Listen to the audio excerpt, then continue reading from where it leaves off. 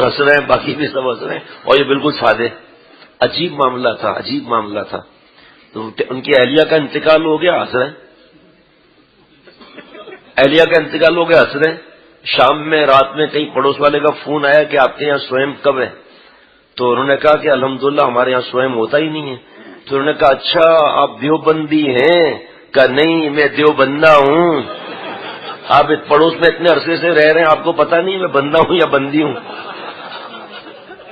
ارے بھائی دیوبندی وغیرہ کچھ نہیں ہوتا، اصل میں وہ عقیدے ہیں. یہ آپ کتاب لو نا، اپنے ایمان کی حفاظت کیجئے، آپ خوش ہو جائیں گے. اور نام پڑ گیا منہ پر، حالانکہ عقیدے ہے کہ ہم اللہ کو ایک مانتے ہیں. حضور صلی اللہ علیہ وسلم اللہ کے آخری نبی ہیں. حضور صلی اللہ علیہ وسلم کے لیے حاضر ناظر آپ کہہ رہے ہیں یہ نہیں ہے.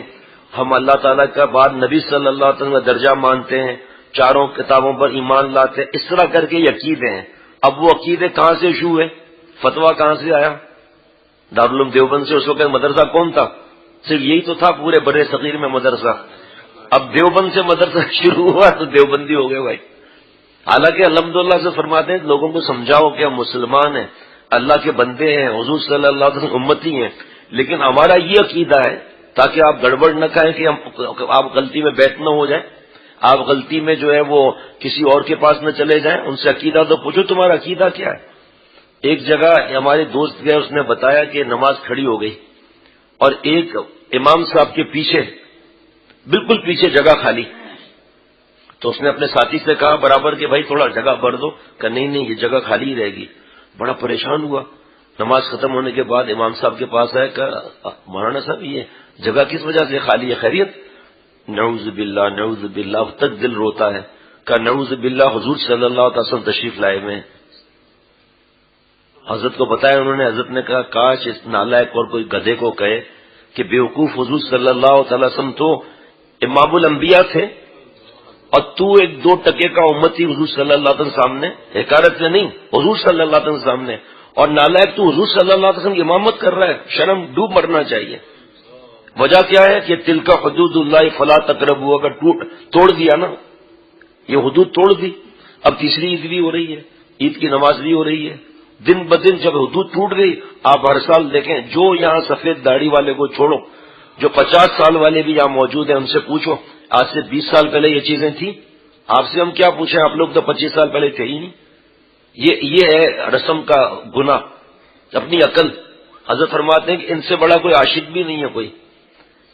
جی ہاں ایسے حیران نہ ہو. حضرت فرماتے تھے ان سے بڑا کوئی عاشق بھی نہیں ہے.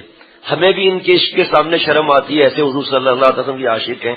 لیکن ایک دوست ملے 10 سال کے بعد اور اس کو کوئی گلے لگا کر ہڈی توڑ دے، پھر کہ یہ دوستی ایسی ہے کہ محبوب سے محبت کرو.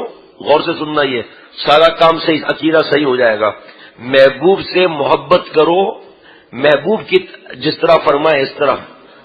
محبوب سے محبت کرو جس طرح محبوب فرمائے، یہ شریعت اور سنت ہے. اور محبوب سے محبت کرو اپنی مرضی سے، یہی رسم میں، یہی بدعت ہے. 2 لفظوں میں دودھ کا دودھ پانی کا پانی ہو گیا. اب ان کو لاکھ سمجھاؤ کہ بھائی یہ سنت کا طریقہ نہیں ہے، یہ ڈمی بنانا جعلی مبارک اور نعوذ باللہ وہاں پر صلاۃ و سلام پیش کرنا، ڈمی کعبہ بنا کر اس کا طواف کرنا، یہ عورتیں، یہ بے پردہ عورتوں کا نعت پڑھنا، یہ لوگوں کو اذیت دینا ڈیک وغیرہ سے، کہ چل بے تو مسلمان ہی نہیں ہے، تو عاشق ہی نہیں ہے.